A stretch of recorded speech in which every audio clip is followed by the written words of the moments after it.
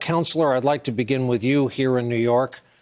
What is this week likely to yield? How further down the road on the story are we likely to be sitting here Friday night? So what we saw last week was the action happening in Ukraine. What our officials in Ukraine understood were the president's instructions and why it was so important that they're investigating corruption.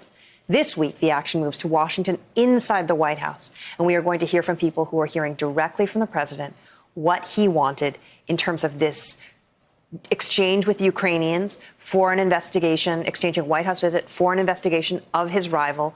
And the Republicans are going to have a very hard time arguing that these are people who are not in direct communication with the president. So their fallbacks are falling away with each increasing witness. That's true. Every time they have come forward with a defense of the president, what they have found is that defense is later undercut by the facts. That the president didn't say this directly, that the president didn't know. Every time we get a subsequent witness that said, actually, I heard the president say this. I heard the president say this on a call to Gordon Sondland. I heard other officials tell me that this is exactly what the president told them to do. Peter, considering Volker was special envoy to Ukraine, if he indeed tries to argue he was out of the loop, a phrase we all first learned in the lexicon from the era of Bush 41, how is that likely to go over? Well, he's got some explaining to do in his testimony because he was the first one called in for closed-door deposition, and some of the things he said in that deposition were later in conflict with testimony given by some of the other witnesses. For instance, he gives a blander description of the July 10th meeting at the White House that we've later learned included John Bolton abruptly ending it and Fiona Hill confronting Gordon Sondland and later Bolton saying, you know, I'm not going to be part of any drug deal.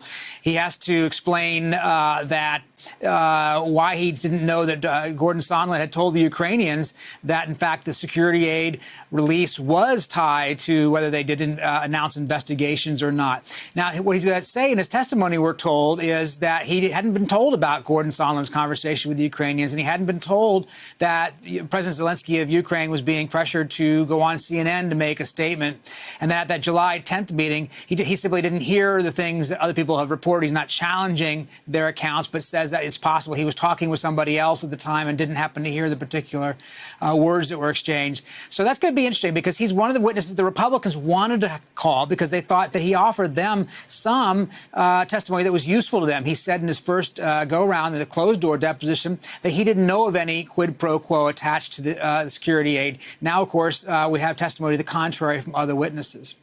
Katie Benner, the president has no shortage of loyal cabinet officers. The guy you cover, the Attorney General, among the most loyal to this president. Talk to us about the case Attorney General Barr made this weekend about the president's conduct. Sure. So without ever saying the word impeachment, Attorney General Barr basically said that the president has extraordinary power, so much power that it can't be limited, it can't be really hemmed in by Congress. He sees the impeachment procedure as an attempt to undo a duly elected president, and he sees what he calls the resistance, and of course what Democrats have been calling themselves as the resistance. He sees that as a way of undermining democracy, going against the Constitution, and basically trying to say that elections don't have consequences. Now, what's interesting about this is that it almost lays out a roadmap for the argument that the Senate may very well make. So should the president be impeached? Should this go to trial in the Senate? As Mika has mentioned, a lot of the arguments that have been made by Republicans so far have been batted down as witness after witness comes forward. So they may very well echo this argument, which is the president had the power to do this, and thus it was not wrong.